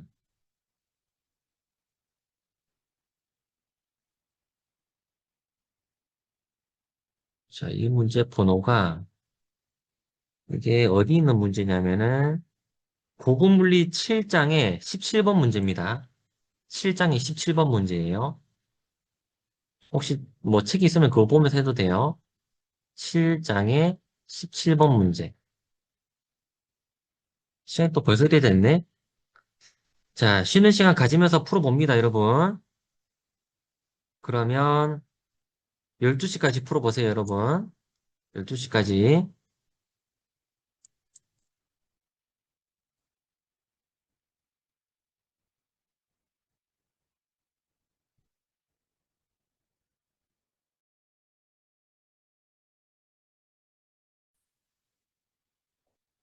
자, 운동 방정식으로도 이렇게 풀 수가 있는데, 에너지 보존으로도 한번 볼게요, 같이. 정지마찰력이 작용해도 에너지는 안 변합니다. 정지마찰력이 작용해도 에너지는 변하지 않아요. 그래서 정지마찰력이 한 1은 0입니다. 그럼 정지마찰력이 아닌 힘만, 즉 T가 작용해서 커진 운동 에너지만 생각해 보면 되겠다. 그러면 T가 작용해서 요만큼 일을 했죠. 그래서 병진 운동 에너지 이만큼 생겼고, T가 작용해서 굴러가는 일을 하게 됐네. T가 결국 T가 토크로 작용해서 어떤 각도를 움직였냐. 그게 세타입니다. 그래서 토크 곱하기 세타 하면 회전 운동 에너지가 커졌을 거예요. 회전 운동 에너지가 커졌을 거예요. 자, 그리고 세타 같은 경우는 굴러가는 운동이기 때문에 R분의 L이야. R분의 L 집어넣으면 이렇게 되죠. 자, I 값 집어넣고 오메가 또 집어넣고 하면 자, 요거 이제 V에 대해서 정리하면 되겠다. 자, V에 대해서 자꾸 정리를 해보면 이렇게 돼요. 자, 똑같이 V만 남겨놓고 나머지 다 절로 보내고 정리를 하면 같은 V를 얻어낼 수가 있어요. 자, 이렇게 에너지 보존으로는 아마 여기서는 이런 식으로 안 풀어봤을 것 같아서 쌤이 말을 해주는 거니까 이런 풀이도 있다. 한번 정리해놔요, 요것도. 자, 요거는 수정을 좀 해야겠다, 바로. V제곱, V, V제곱을 V로 바꿨습니다. 자, 이렇게 두 가지 풀이로 할 수 있으니까 어떻게 풀어볼까 한번 고민해보면서 찾다 보면 운동 에너지로 이렇게 변환되는 일을 생각했을 때 정지마찰력이 한 일은 0이다. 이렇게 생각하고 풀면 돼요. 왜 정지마찰력이 한 일은 0이냐? 정지마찰력이, 정지마찰력이 이동을 안 시키기 때문에 그래요. 전지마찰력이 이동을 안 시키기 때문에 그래요. 자, 막대 관성 모멘트부터 한번 차근차근히 알아볼 텐데 빨리 넘어가겠습니다. 자, 적분을 통해서 관성 모멘트 구하는 방법 중에 막대가 제일 간단해요. DM을 적는 걸 쌤이 되게 강조를 했었거든요. 자, 결국 관성 모멘트의 공식이 작은 관성 모멘트들을 다 합친 게 총 관성 모멘트잖아요. DI. 이렇게 되죠? 그러니까 DI가 결국 작은 질량 DM이 축에서부터 얼마나 떨어져 있는가. 자, 그러면 계속 정리를 하면 자, DM 대신에 그대로 집어넣은 겁니다. 람다 dx 집어넣고 범위까지 x의 범위를 마이너스 2분의 1에서 2분의 1까지로 해놓고 적분하면 끝납니다. 자, 여기서 할 때 쌤이 주의할 거 이야기를 했었죠. 람다를 미리부터 적으면은 적어야 될 게 많아요. 그래서 마지막에 람다를 집어넣고 밀도들을 항상 이런 식으로 처리하면 됩니다. 12분의 1 ml 제곱이 되죠. 자, 이런 식으로 하면 결국 이 축이 어디 있던 간에 적분 범위만 잘 설정하면 모든 막대의 관성 모멘트를 구하기가 쉽겠다. 자, 이 문제도 한번 볼까요? 자, 면의 수직인 축에 원판이 이렇게 꽂혀 있는데 이때 DM을 먼저 그려라. DM을 그릴 때는요. 축에서부터 원을 그리면 안 됩니다, 여러분. 항상 원을 그리면 안 되는데 원일 때는 원을 그려도 돼요. 왜냐하면 전부 다 같은 R값이 떨어져 있기 때문에 그래요. 자, 아까 막대에 썼던 거랑 똑같습니다, 어떻게 보면. 왜냐면은 떨어진 거리가 X일 때의 질량을 그렸잖아요. 그런 것처럼 떨어진 거리가 R일 때 질량을 그린 겁니다. R일 때의 질량이 이만큼 분포를 하고 있기 때문에 그래요. 자, 그러면 공식 그대로 적어볼게요. DM이 무엇인지를 잘 적으면 끝납니다. 둘레가 있을 거고 2파이 그 다음에 약간의 폭이 있을 거야. dr. 그러면 저기 어둡게 색칠해져 있는 DM의 면적이 나오는 거고 면밀도 곱하면 DM이 나오는 거지. 자, DM을 잘 적어라 이야기 했었고 상수값 빼고 적분하면 끝납니다. 자, 요거 정리만 하면요. 결국 2분의 1 MR 제곱이 나옵니다. 자, 실린더 관성 모멘트도 우리가 했었던 적이 있어요. 자, 실린더에서도 축에서 기준을 뒀을 때 같은 거리 떨어진 애들이 원의 형태로 분포를 하고 있으니까 원을 그릴 수 있는 거죠. 자, 어떤 친구들이 잘못하는 경우가 있는데 예를 들어 이렇게 생긴 다시 이렇게 생긴 도형이 있어요. 여기에 축이 이렇게 꽂혀 있어요. 자, 평면에 수직으로 꽂혀 있는 이 축에 이게 수직이야. 이때 DM을 먼저 그려라 했는데 이때도 원을 그리는 친구들이 간혹 있습니다. 그리면 안 돼요. 이렇게 그리면. 왜냐면 적분 범위를 설정할 수가 없잖아요. 이렇게 돼버리면 적분 범위를. 그죠? 원에서 원으로 끝까지 가버리면 괜찮은데 적분을 못 하잖아요. 이렇게 하면. 자, DM을 그렸다면 DM을 식으로 적어야 되죠. 똑같이 했습니다.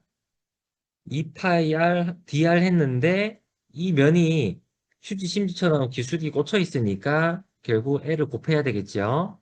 그러면 휴지 심지의 부피 값이 나오게 될 건데 그 부피와 부피 밀도를 곱한 게 바로 질량 DM이 되겠다. 자, 그러면 DM에 집어넣어 볼까요? 이렇게 되겠지? 상수값 빼고 R만 남겨놓고 적분하면 이렇게 되겠지요?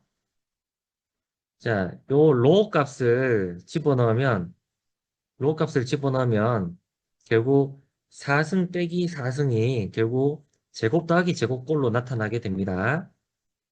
자, 요것도 증명을 할 수가 있는데 적분을 알면 편하다. 자, 구의 관성 모멘트도 했었어요.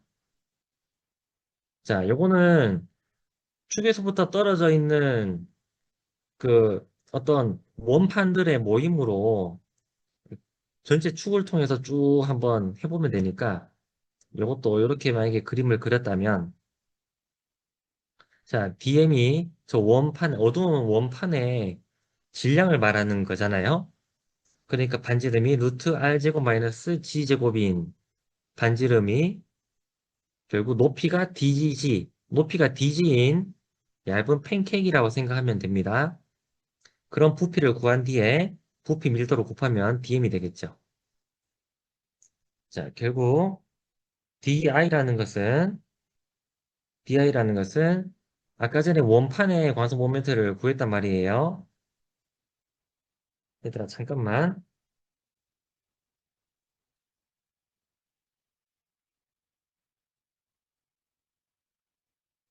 어, 자, 원판의 관성 모멘트를 방금 구했기 때문에 2분의 1 MR 제곱을 한 겁니다.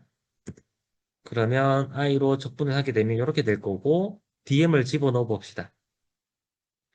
DM 집어넣고 DM 집어넣고 결국 괄호가 전체가 또 제곱이 돼버리네. 자, G의 범위는 이까지 전체 다 적분을 해야 되는 거기 때문에 마이너스 R에서 R까지로 잡은 거고 G로 적분하면 끝납니다. 자, 로가 나왔죠? 로 집어넣으면 됩니다. 구 전체의 부피분의 전체 질량이 되겠다. 집어넣으면 그리고 5분의 2 값이 나오죠. 자, 그 다음에 곱껍질 완성 모멘트 구하는 것도 했습니다. 곱껍질. 자, 지금 색깔 칠해져 있는 부분만 질량이 있는 거예요. 한마디로 고리를 생각하면 되는 거고, 각도 세타가 저렇게 있다고 한다면, 저만큼의 코의 길이가 ds가 되겠지. 자, ds라는 것은 r d 세타를 말하는 거고, 저 고리의 반지름은 r 코사인 세타예요. 그러면 질량이라는 것은 2파이r이라는 반지 고리, 자, 반지 고리의 근데 반지름이 r 코사인이니까 2파이 r 코사인 세타가 되고, 그리고 고리에 이 폭이 있어요. 폭이 ds니까 r d 세타. 이렇게 하면 면적이 나오겠네. 자, 요거 전체 면적이 나왔기 때문에 시그마를 면밀도를 곱하면 dm이 되겠다. 그리고 전체 면적분의 질량을 하면 결국 면밀도가 나옵니다. 자, 관성 모멘트. 지금 어둡게 칠해져 있는 반지의 관성 모멘트 값은 mr 제곱이죠. mr 제곱. 자, r 값이 r 코사인이니까 저렇게 제곱이 들어간 겁니다. 자, dm을 집어넣으면 됩니다, 이제. dm 그대로 집어넣으면 세타에 대해서 범위를 어떻게 잡아야 되냐. 자, 세타가 여기에서부터 요렇게 쭉 까버리면 전체 구에 대한 적분을 할 수 있죠. 그래서 마이너스 파이 2분의 파이에서 2분의 파이까지 이렇게 적분 범위를 세타의 범위를 잡아두는 거예요. 자, 이렇게 정리가 되는데 요거 적분하는 거 코사인 제곱이 사인 제곱이기 때문에 이렇게 처리하면 되는 건데 여기서 치환 적분을 해야 돼요. 사인 세타를 t로 둔다면 요거 양변을 미분 값을 취하면 이렇게 되잖아요. 자, 요거 어떻게 되냐? 어떻게 되냐? 자, 한마디로 이거를 양변을 미분을 해봐. dt로 미분을 해봐요. dt로 미분하면 d 사인 세타. 양변을 미분하면 t는 1이 되겠죠? 그죠? 자, 요걸 dt분의 d 세타를 이렇게 펼칠 수도 있겠다. dt분의 d 사인 세타를 d 사인 세타를 d 세타 d 세타 이렇게도 똑같지? 이게 1이란 말이야, 그지? 자, 요거 값이 뭔지 알죠? 요 값은 코사인입니다. 그래서 결국 코사인 d 세타만 남고 코사인 d 세타만 남고 dt는 반대편으로 넘기면은 결국 이렇게 식이 나옵니다. 자, 치환을 해야 이게 적분이 되기 때문에 치환을 했는데 하다 보니까 사인은 t제곱으로 이렇게 사인 제곱이 t제곱으로 되고 코사인 d세타 부분은 그냥 dt가 되죠. dt가 됐어요. 그리고 적분 범위가 달라집니다. 사인 세타의 범위가 세타가 마이너스 2분의 파이에서 2분의 파이까지였으니까 세타는 어떻게 변하는지 알겠죠? 세타는 결국 마이너스 1에서 1까지 변합니다. 그 말은 t가 그렇게 변한다는 말이에요. 그래서 t의 적분 범위가 마이너스 1에서 1까지로 잡으면 되는 거죠. 이제 적분하기가 쉽죠? 적분해보면 요 값이 나오는데 시그마를 마지막에 넣어라. 넣었죠? 그래서 결국 3분의 2 mr 제곱이 나옵니다. 자, 고급젤의 관성 모멘트는 이렇게 적분을 통해서 구할 수도 있고 다른 방법도 선생님이 보여주긴 했었어요.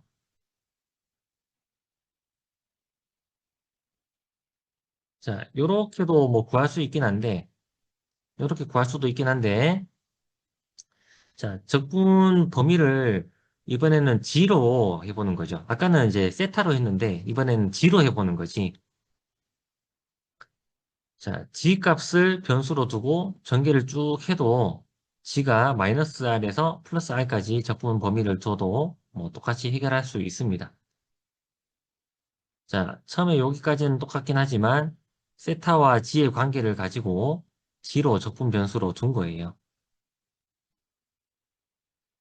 자, 또는 이렇게 해도 됩니다.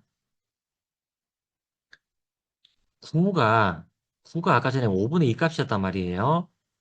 그래서 질량의 이 식이 밀도로 이렇게 표현이 됐단 말이야.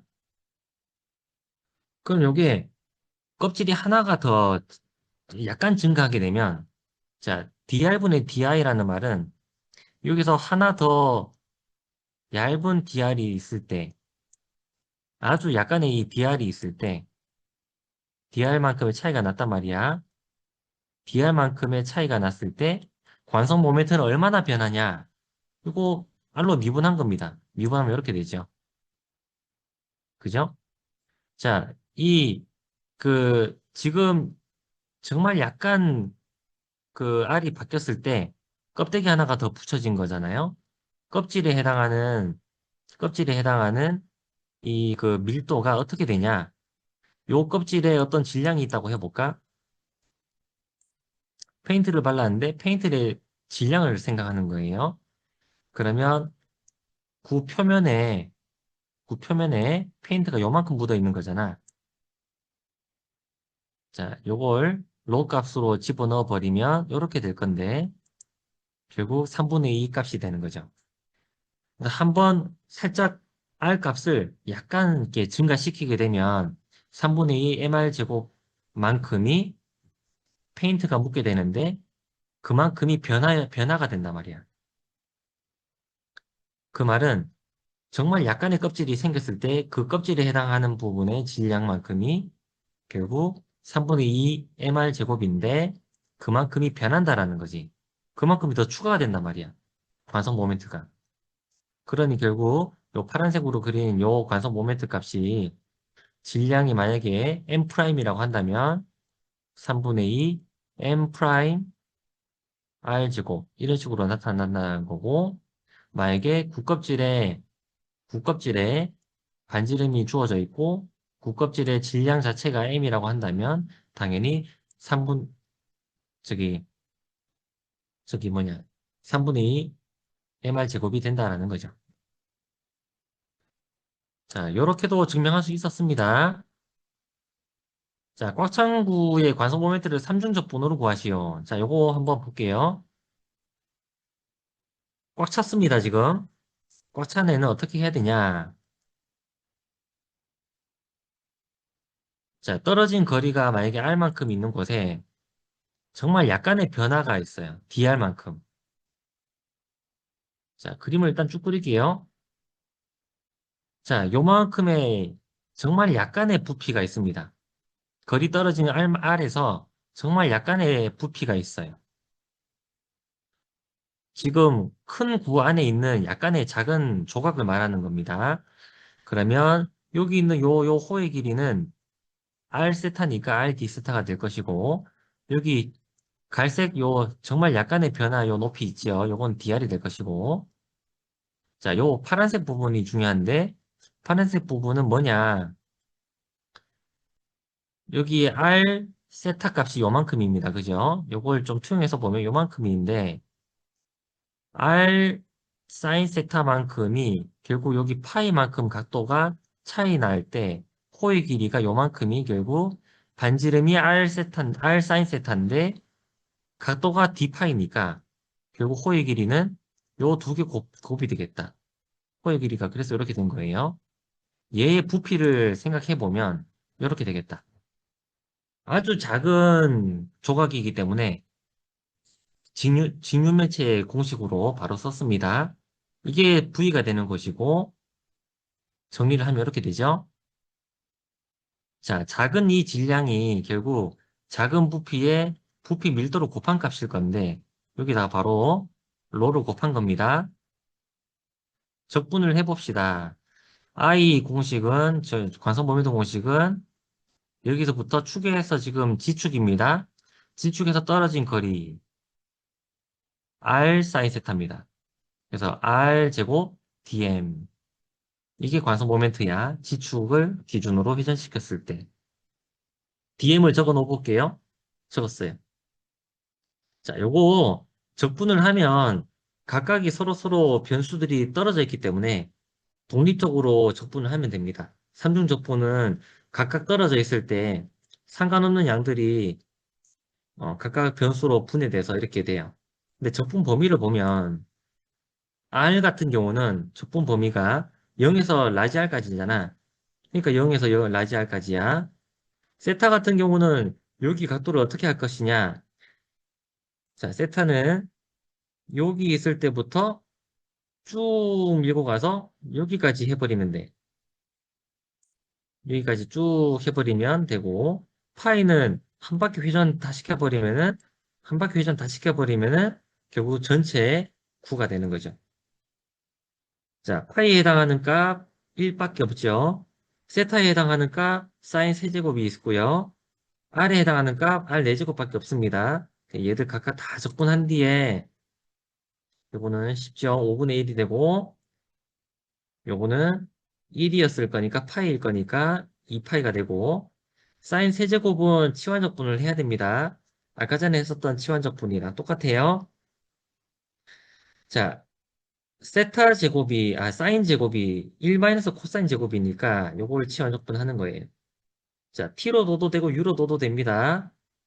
이걸 만약에 u로 둔다면은 요걸 양변을 미분을 하게 되면 du만 남고 오른쪽은 미분했을 때 마이너스 사인이 되지요. 이렇게 돼요. 그러면 여기 남아있는 게 사인 d세타가 있었을 거 아니야. 남아있는 게 그지? 여기 사인 d세타가 남았으니까 사인 d세타 부분이 통째로 d로 변하면 돼요. 그러면 식이 이렇게 변하겠네. 1-u제곱, 1-u제곱, 1-u제곱이 이렇게 되지요. 치환했으니까. 그 다음에 사인 d세타는 바로 그냥 du가 됐습니다. 그죠? 자, 요렇게 놓고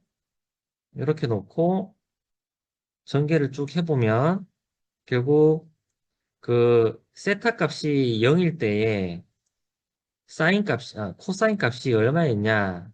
그리고 세타 값이 파이일 때는 코사인 값이 얼마였냐? 요거 생각해 보면서 적분을 해보면 0이었을 때는 1이었을 거 아니에요. 그죠? 0이었을 때는 1이었을 거고 파이였을 때는 마이너스 1이 된단 말이야. 그런데 여기 앞에 있는 마이너스 때문에 여기 마이너스 때문에 결국 마이너스 마이너스 처리가 되면서 없어지면서 그냥 적분 범위를 이렇게 바꾸는 것 뿐입니다. 자, 적분하게 되면은 결국 3분의 4 값이 나오네요. 자, 이게 3분의 4 값이 나왔단 말이야.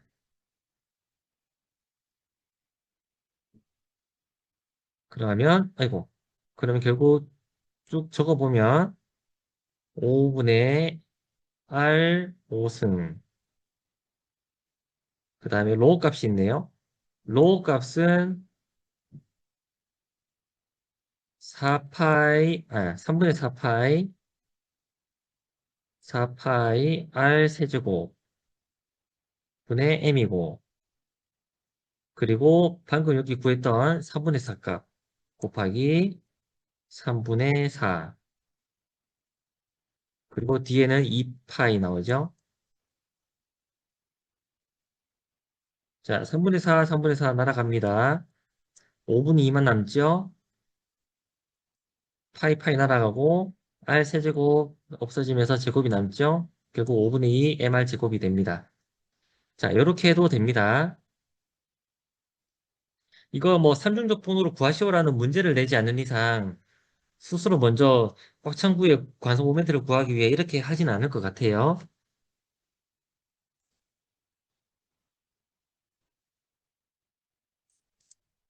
자, 수평축 정리와 수직축 정리를 우리 배웠었는데, 자, 요 부분은 넘어가겠습니다. 시간이 많이 없어가고 요 부분 넘어갈게요.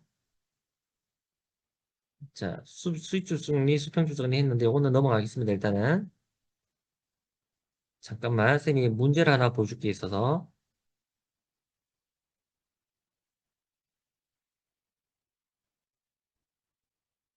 자, 우리 시험 문제로 풀었던 거거든요, 이거. 풀이 과정을 한번 볼게요. 먼저, BM을 잘 설정하라. 자, X축 중심으로 회전을 시키게 되면, 질량 분포가 여기서 어떻게 떨어져 있냐, 이게 중요한 건데, 그래서 결국 이게 삼각형이 평행이동해도 돼요. 이렇게 해서 풀어도 됩니다. 자, 풀 때 방법이 여러 가지가 있을 거예요. 어떻게 풀이가 되냐면, 오른쪽 풀이가 지금 이렇게 생긴 막대로 이렇게 금을 칠한 거고, 요걸 지금 DM이라고 잡은 거야. 자, 그렇게 되면 면적을 구하면 된다, 그죠? 가로 dx, 그리고 높이 y, 그리고 면밀도 곱하면 됩니다. 그래서 결국 이렇게 된 거고, 그 다음에 면밀도는 전체 면적분의 질량 한 거고요. 자, 여기 관성 모멘트 값이 얼마냐? 자, DI는 3분의 1, 자, 기억하고 있는 값이 있으면 하라고 했었던 거예요. 3분의 1 ml 제곱인데, 자, 여기 높이가, 이게 막대의 높이가 이게 y입니다, 지금. y 제곱 질량 ml 제곱 한 거예요. 그래서 식이 이렇게 적힌 거고요. 자, DM을 적었으니까 그대로 집어넣고 적분하면 끝납니다. 자, 여기서 y의 함수가 나오는데 y가 바로 30도기 때문에 기울기가 루트 3분의 1인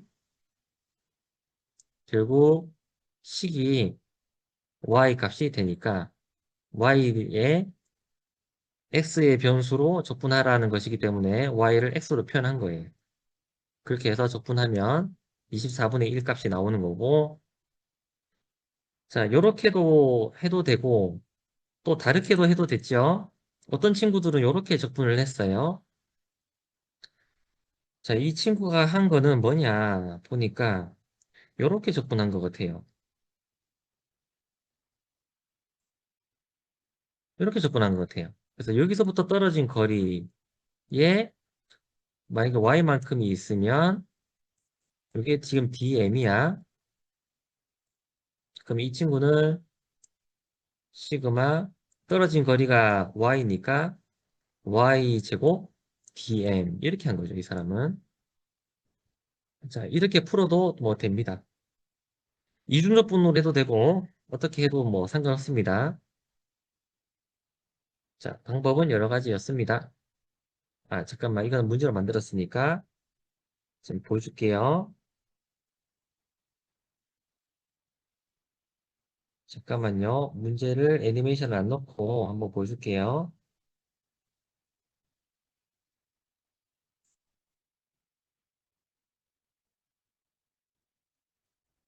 잠깐만요.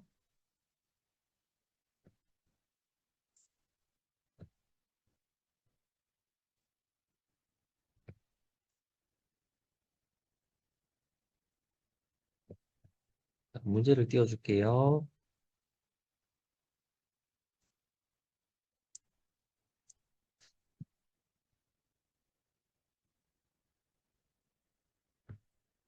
자, 이 문제를 한번 풀어봅니다.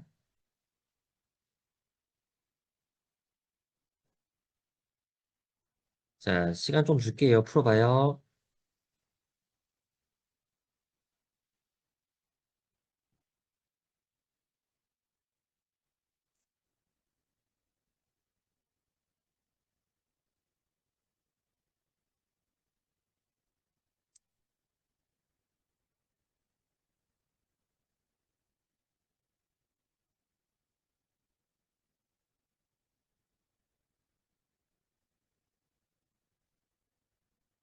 아, 참. 그 축은 그 지금 보고 있는 그 그림에서 여기 센터예요, 센터. 여기 센터에 축이 있고 면의 수직으로 놓여 있는 축입니다. 면의 수직인 축입니다.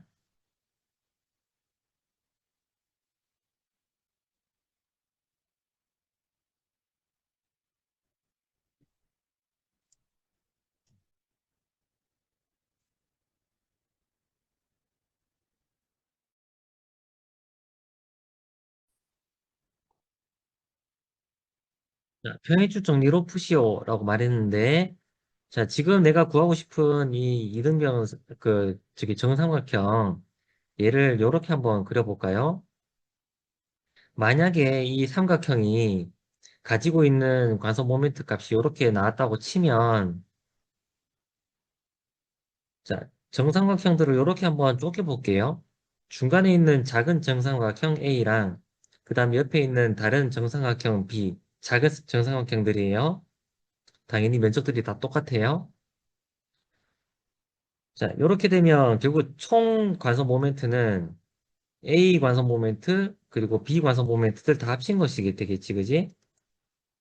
A부터 한번 구해보면 똑같은 꼴로 나타나기 때문에 하지만 질량이 4분의 1로 줄었으니까 4분의 1 M이 될 것이고 그 길이가 한 변이 2분의 1이 됐기 때문에 2분의 1 값이 될 거고 여기 위에가 C라면 여기 밑에도 C가 되는 거예요. 16분의 1 값이 되네, 그죠? 16분의 1C가 되네요. B 같은 경우는 이제 평행축 정리를 써야 됩니다. B는 평행축 정리를 써야 돼요. 자, 이렇게 하면 되겠다. 원래의 관성 모멘트가 있는데, 자, 이게 무슨 말이냐면은, B 삼각형의 질량 중심에 축이 놓여 있을 때의 관성 모멘트 값이 아까 위에 했었던 이거잖아요. 그런데 실제로는 회전하는 축이 여기 있기 때문에, 실제 회전축이 여기 있기 때문에, 여기서부터의 떨어진 거리를 이렇게 하고, 모든 질량이 거기 있다라고 생각하고 관성 모멘트 값을 하나 더 추가하는 거지. 그래서 비물체의 질량 m 그리고 떨어진 거리 r 제곱을 더 추가를 하면 실제 회전하고 있는 것이 떨어져 있을 때의 비도형의 관성 모멘트를 알 수 있는 거니까. 자, 이제 요게 세 개가 있는 거예요. 그러면 자, 그러니까 정리할게 일단 정리해놨고 세 개가 있으니까 여기다 집어넣어 볼까요? 우리가 알고 싶어하는 이 i 값은 CML 제곱인데 a는 16분의 1 값이었고 ib 같은 경우를 집어넣으면 이렇게 되는데 그대로 집어넣은 겁니다. 그 다음 쭉 정리해 볼까요? 쭉쭉쭉 정리하면 결국 C 값이 12분의 1이 나와요. 자, 그 말은 이 정삼각형의 관성 모멘트가 12분의 1 값이라는 것을 알 수 있습니다. 자, 적분을 안 썼어요. 행주 정리를 썼을 때 해결된다라고 하면 장점이 적분을 최소화로 하거나 아니면 아예 안 쓰거나 그렇기 때문에 장점이 있죠. 자, 요런 정도로 우리가 그 한 번씩 이제 고급물리 문제도 좀 풀면서 했는데 자, 관성 모멘트 그리고 굴림 운동 여기까지 우리가 오늘 마무리 해봤습니다. 자, 그러면 내일 또 같은 시간에 우리 보도록 할까요?